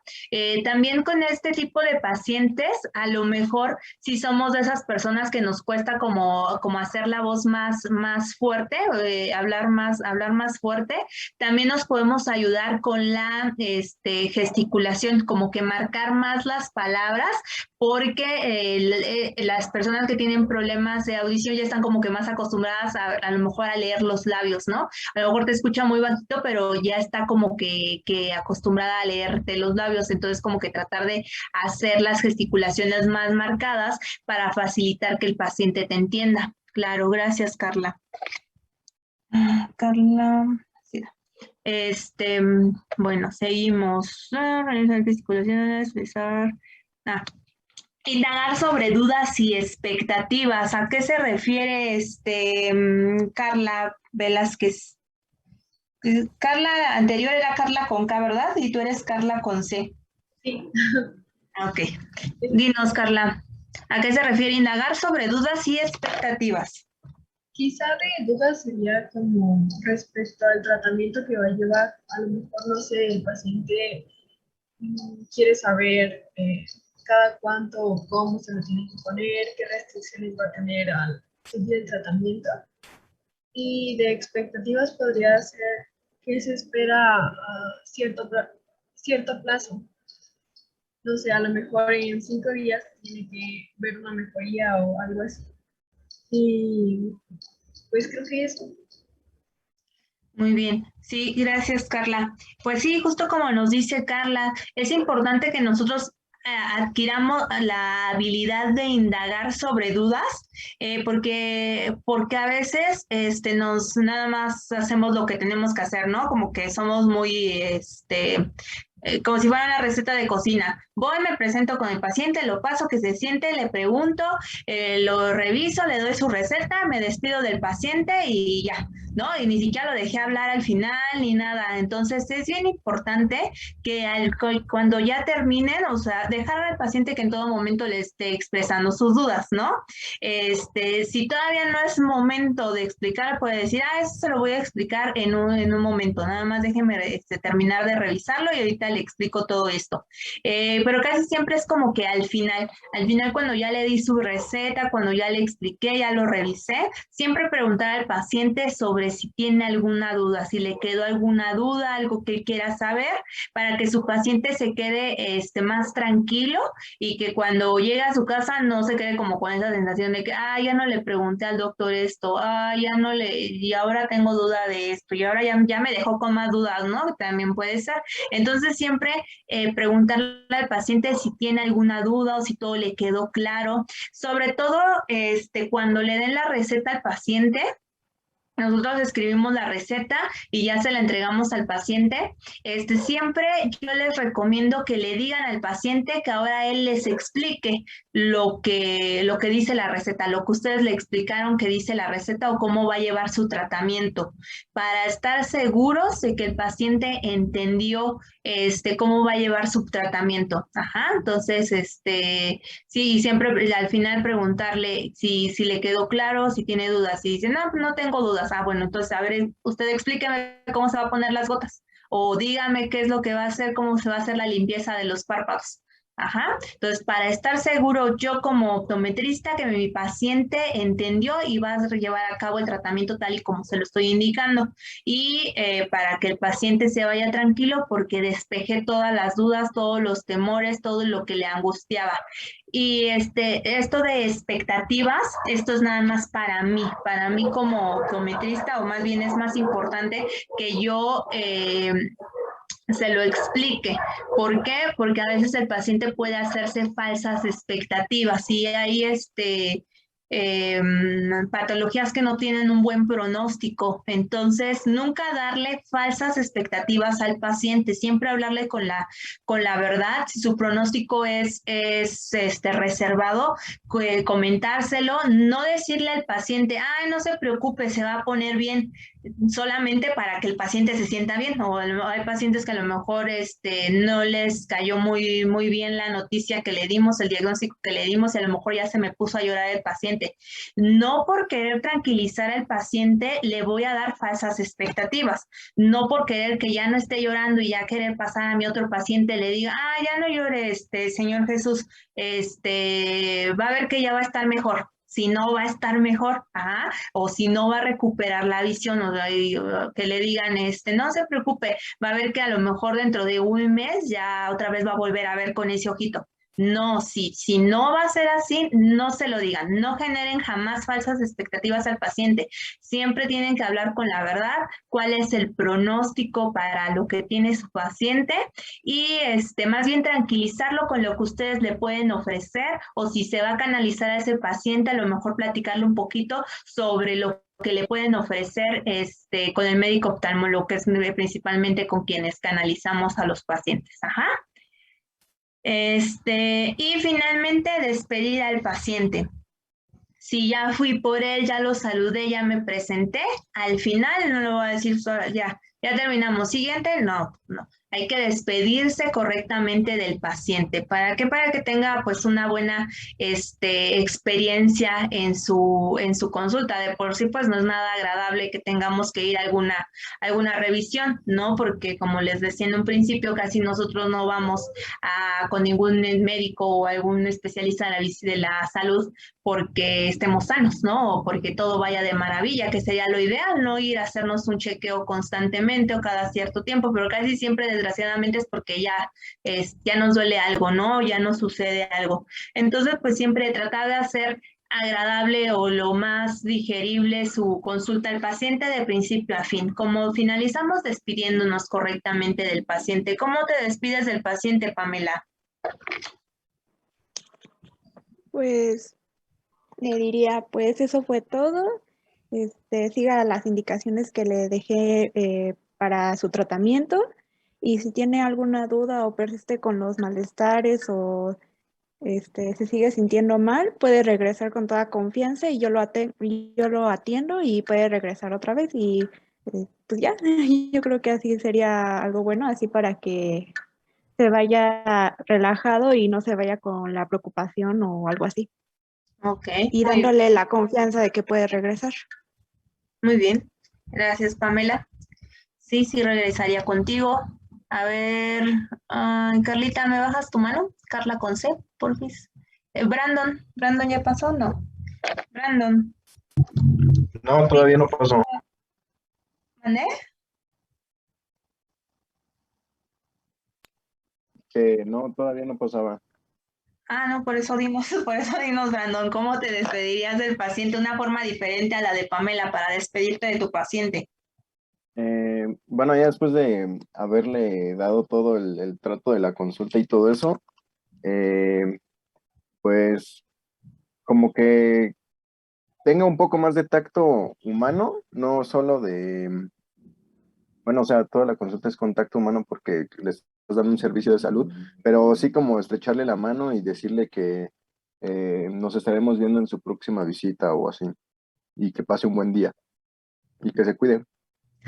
Claro, sí, muy bien. Eso también es una forma muy amable y amigable de despedirnos del paciente. Bueno, ahorita ya va a cambiar un poquito eso de saludarnos de mano, despedirnos de mano de los pacientes, pero sí, a lo mejor podemos cambiar ese saludo o esa despedida de mano, a lo mejor con una palmadita en el hombro, en el brazo, ¿no? Algo para que se sienta más, precisamente como nos dice Brandon, ese contacto, ese acercamiento humano. Pero muy bien, muy bien. Bueno, dudas hasta el momento con las habilidades para expresar que deben de adquirir. Acuérdense que son habilidades para expresar tanto verbal como no verbal. ¿Alguna duda? ¿algún comentario que quieran hacer sobre este apartado? No, maestra. No, profesora. No, profe. Muy bien, bueno, vamos a continuar. Ya hicieron su ejercicio, ya llevamos aquí 1 hora 40 minutos, o sea, ya debieron de haber hecho su ejercicio 20-20-20 4 veces. ¿Lo hicieron? No. Lo hice 2. Ah, muy bien. Muy bien, muy bien. Bueno, vamos a seguir. Las habilidades, ahora vamos con el grupo de habilidades para escuchar y para observar. Ajá. Ahora también debemos de adquirir habilidades para decodificar la producción textual verbal y no verbal del paciente. Ajá. Ahora yo debo de adquirir habilidades para interpretar lo que me quiere comunicar a mi paciente. Por eso debo ser un buen observador y un examinador que sepa escuchar. Ajá. Y bueno, dentro de estas habilidades están, obviamente, escuchar con atención al paciente mientras conversa. ¿A qué se refiere, Alfredo?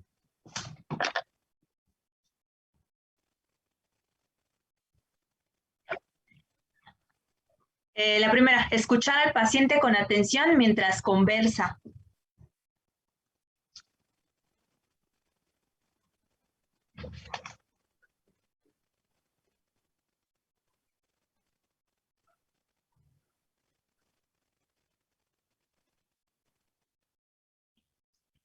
Ok, ajá, y cómo, ¿de qué forma el paciente pensaría que no lo estás escuchando?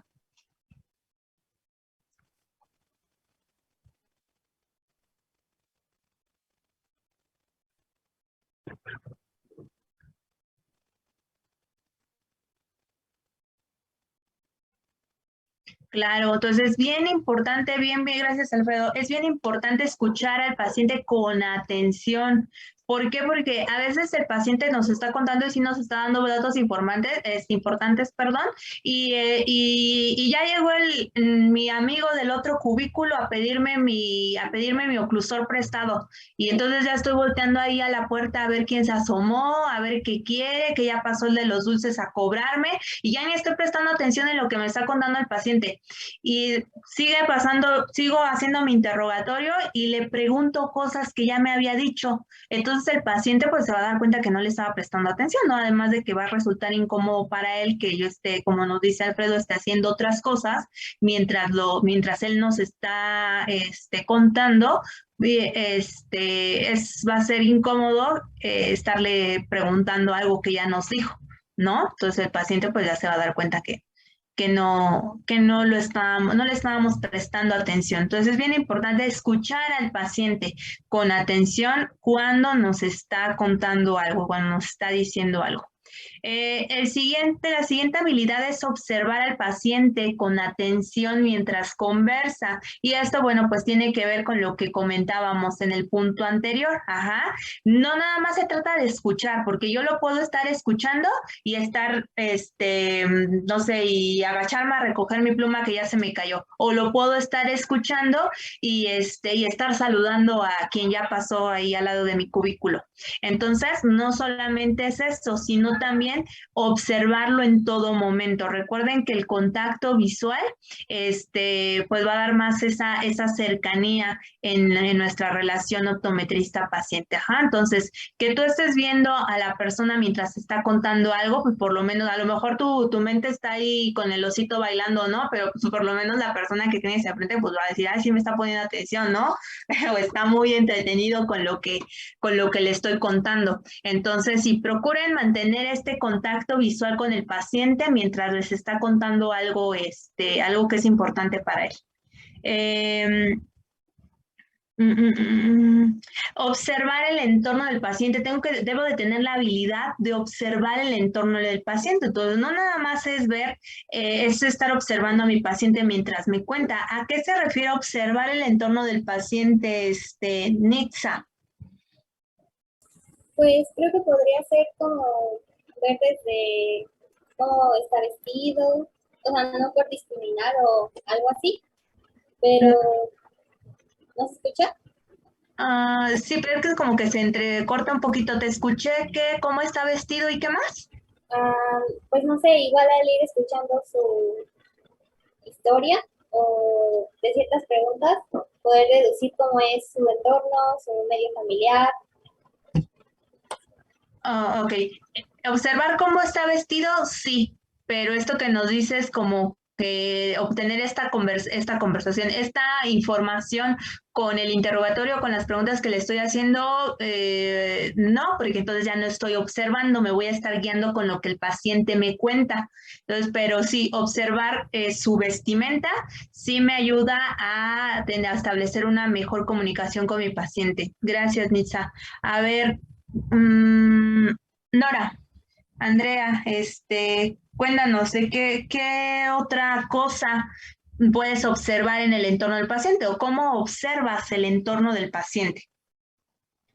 Puede ser la manera en que se expresa, si, por ejemplo, su lenguaje corporal, porque, bueno, todo esto nos sirve, yo siento que nos sirve porque cuando tú mandas como, por ejemplo, algún tratamiento, pongamos un ejemplo en un niño, así como va vestido, como lleve, no sé, si es niña, si va peinada o si, por ejemplo, ya usa lentes, tú te das cuenta la atención que sus papás le brindan y con eso te das cuenta si tú, por ejemplo, podrías mandarle, no sé, gotas y tú sabes si se las van a poner o mandarle, no sé, algún lavado especial y tú sabes si se lo van a hacer. O sea, en todo eso, en observar su entorno es como tú basas también tu tratamiento y la forma en que tratas al paciente.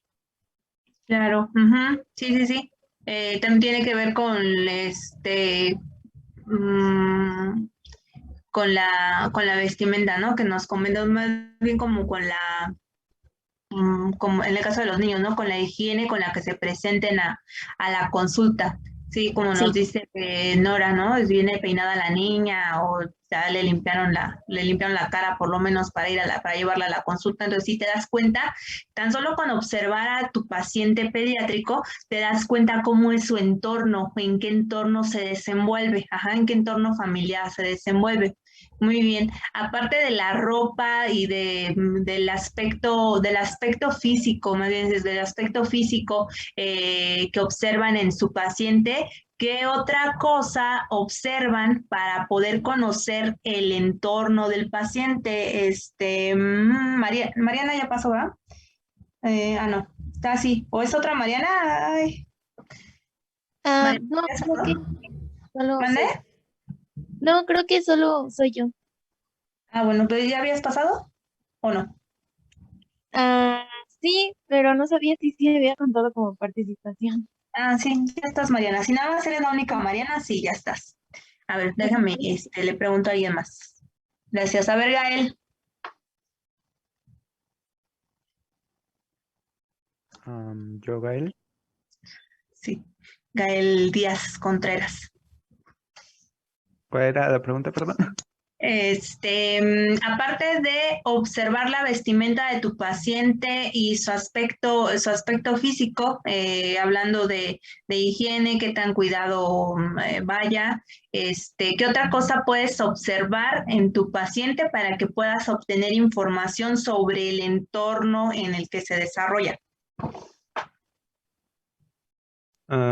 Pues tal vez su comportamiento, por ejemplo, si pone mucha atención o está muy despistado, si no me pone atención al diagnóstico que le estoy dando, pues podría decir, pues esto es como muy poco inteligente o así.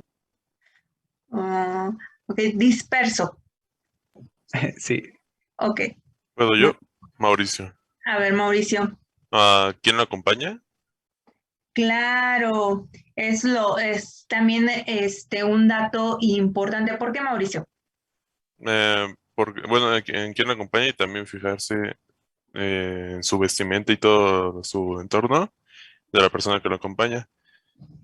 Podría ser que en un niño lo acompañe su abuela y podría podría ser que sus papás no estén casi en casa o no tengan tiempo suficiente para el niño o en la peor situación no tengan padres.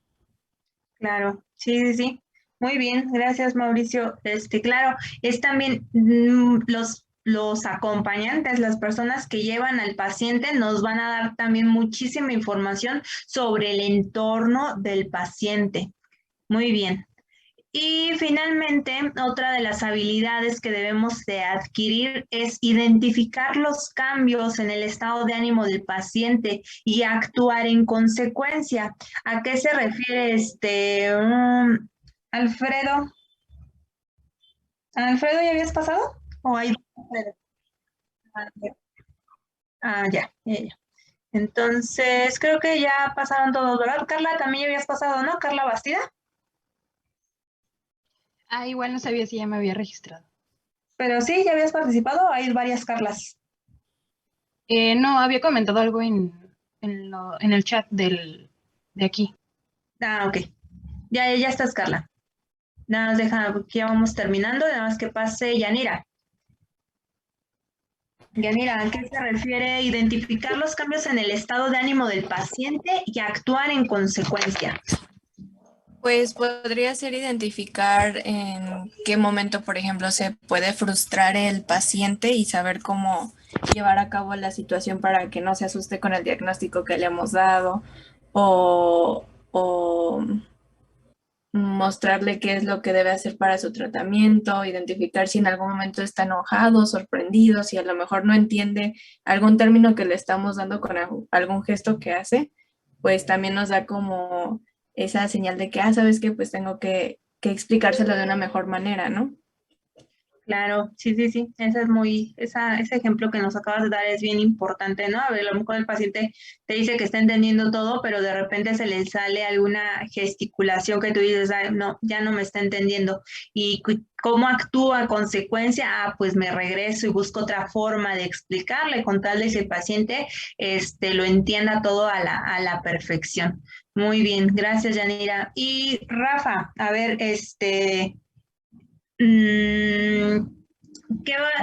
hacemos cuando nuestro paciente es un paciente pediátrico y primero está muy tranquilito y de repente ya se nos empezó a desesperar, ya anda por todos lados, agarrando todo nuestro material? ¿Cómo actúas ante esta situación?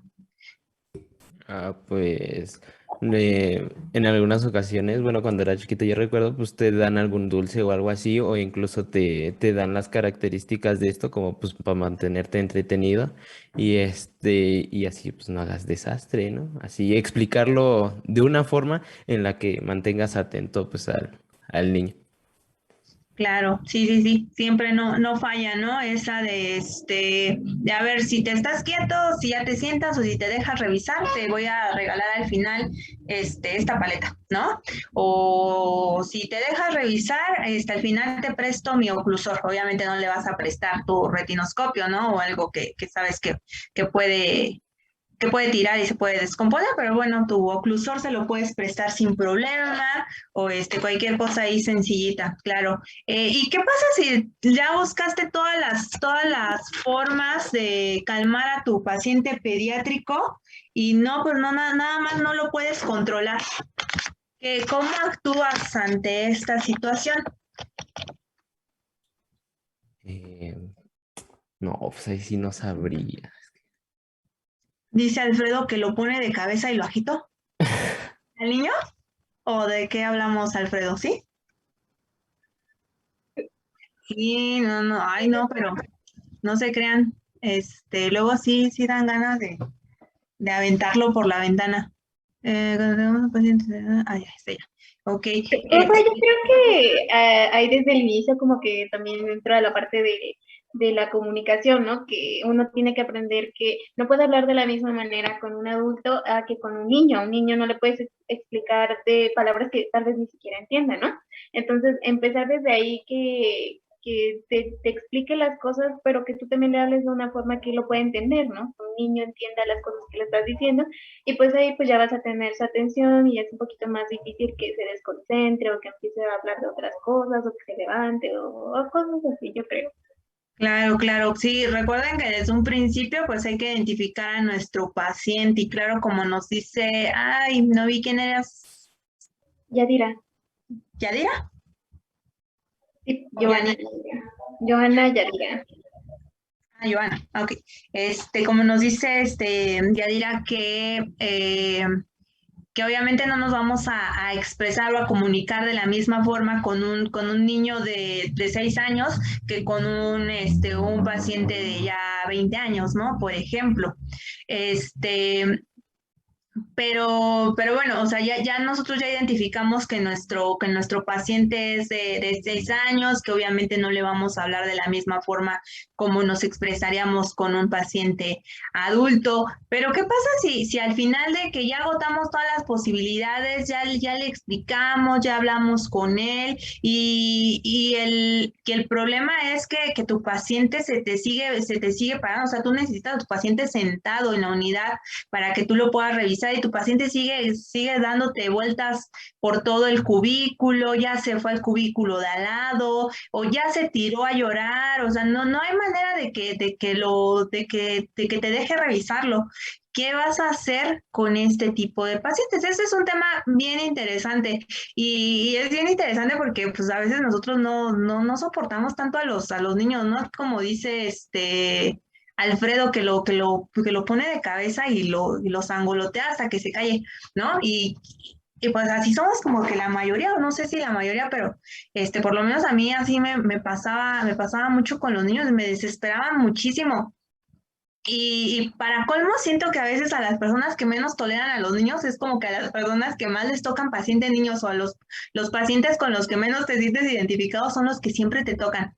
Entonces, hay que saber qué hacer siempre en todos estos casos. Dice Viri, sería apoyándonos de los padres para que lo tranquilicen. Claro, eso también es una de las primeras herramientas que tomamos, ¿no? Ya le dimos un juguete, ya le dimos la paleta antes de tiempo, ya hablamos con el niño, ya le hablamos de forma tierna y no nos entendió. Ah, bueno, pues ya le pedimos a los papás que hablen, pero hay niños que ni con los papás se entienden. Entonces, ¿qué hacemos cuando ya agotamos todas las posibilidades y nuestro niño a golpes no nos hizo caso ni a nosotros ni a los papás? Entonces, los dejo con esta pregunta para que la reflexionen toda la noche, mañana en la tarde y continuamos con este tema el día miércoles. Ajá. Entonces, ya faltan 2 minutos. Pues voy a checar, dice Joana que ya renuncia. Sí está feo, hay pacientes que sí te dicen, ay, yo no nací para eso, ya quieres dejar todo, te frustras porque hay un paciente con el que no pudiste y ya tienes ganas de darte de baja, ¿no? De renunciar a tu trabajo, ¿no? Sí, es un tema muy, muy, pues divertido y que sí vale la pena que lo darte de baja de la vida, que lo platiquemos porque pues sí se dan situaciones de este tipo en todos lados. Trabajes donde trabajes, siempre te vas a encontrar pacientes o muy pequeños que no entiendan o muy grandes también que no entiendan. Ya lo platicaremos el día miércoles. Dicen, lo saco del consultorio y espero a que te tranquilices. Decimos en el hospital, lo mando a reflexionar unos minutos, ¿no? Y no paso toda la consulta y a él por hacerme enojar lo dejo hasta el final. Es cierto. Pero sí, bueno, ya lo platicaremos el día miércoles porque ya nos ganó el tiempo.